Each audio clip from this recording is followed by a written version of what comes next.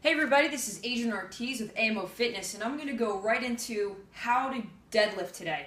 I'm going to be using a kettlebell. With this setup, you can use with any implement. So let's get started. First, I'm going to use a broomstick and a wall to work on my hinging technique. So when you guys are using a broomstick, or any PVC pipe, doesn't matter, make sure we have 3 points of contact.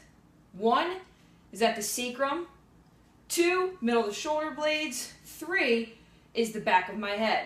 Now if you notice, see how my ribs are really forward? I'm just going to pull those guys in because sometimes I can get some false extension. I'll have people do that to make up for touching the 3 points.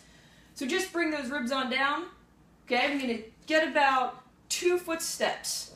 1 foot, 2 foot. I'm going to line up my heels and find about 2 steps away from the wall.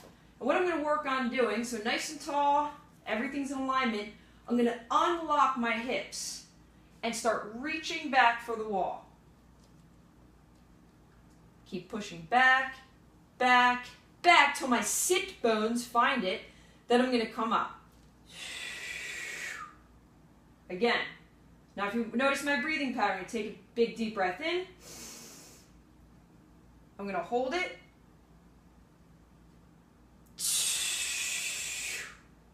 Okay? So we want to do about 10 of those before we get started. Now this is how you can use it with a kettlebell. So we are going to put the kettlebell right between the bones of my feet. If I was setting up on a deadlift, okay, that would touch. See how the handle's touching here? Okay, from the side. Okay, if I go down here, if you guys look, I'm tapping the top of that kettlebell. So it would mimic the same setup as a regular bar deadlift. So it's going to set up almost touching my shins. Okay, what I'm going to do, put that back on my back.